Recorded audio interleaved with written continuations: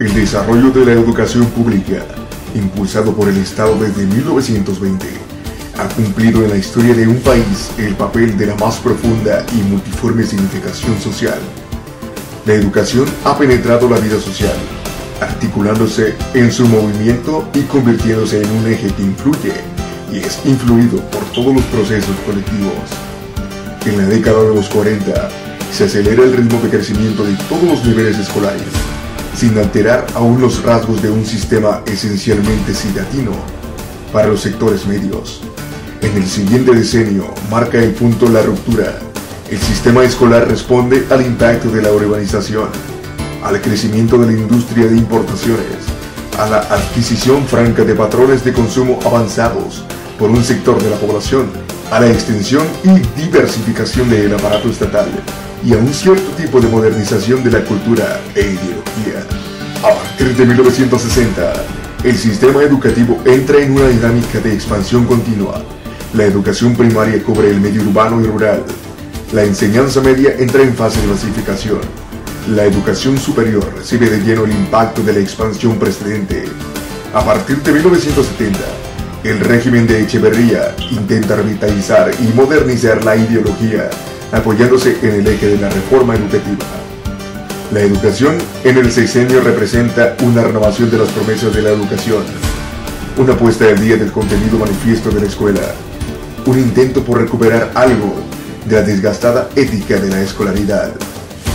El tema ideológico se corroboraba con la visible expansión de los niveles medio y superior.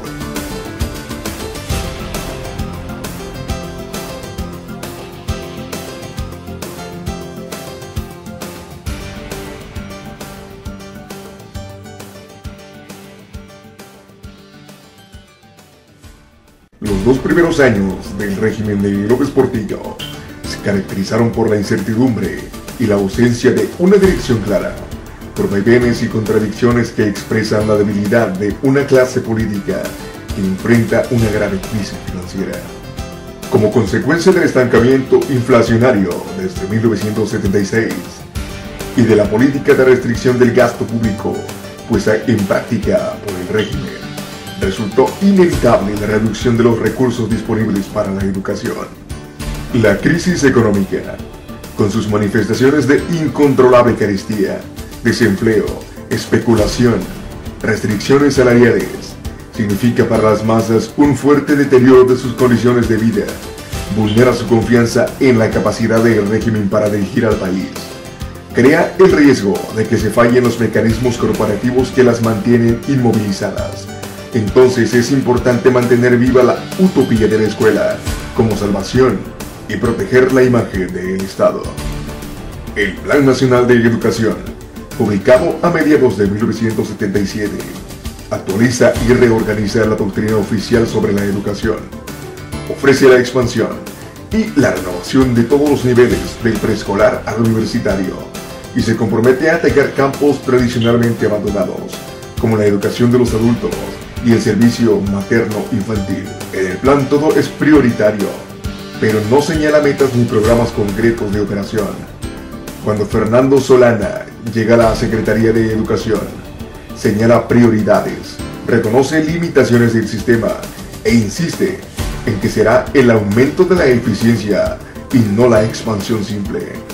Se anuncia un ambicioso programa, Educación para Todos, que implica por lo menos la duplicación de la cobertura del sistema.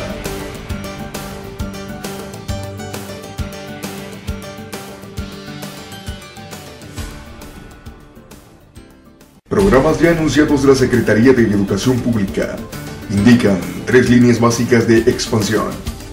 Número 1. La ampliación progresiva de la capacidad instalada, conforme lo requería la demanda urbana y de las zonas rurales más desarrolladas. Número 2. Ofrecer los 6 grados de enseñanza en el mayor número posible de escuelas incompletas de las comunidades rurales. Número 3.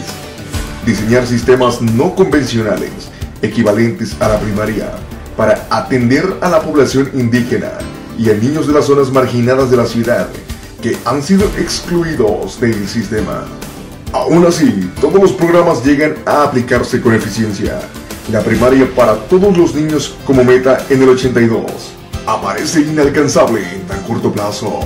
La población que no tiene instrucción primaria y que en alta proporción es analfabeta constituye el más difícil de los campos del trabajo educativo.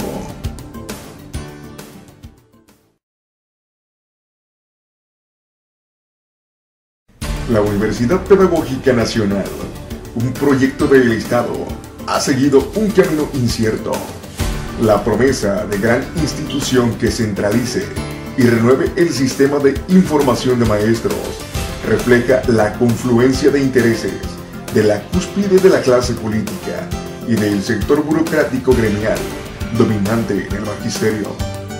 La UP representa la posibilidad de ampliar y depurar el control corporativo sobre el gremio más numeroso de los trabajadores públicos mediante el recurso de servicios de mejoramiento profesional.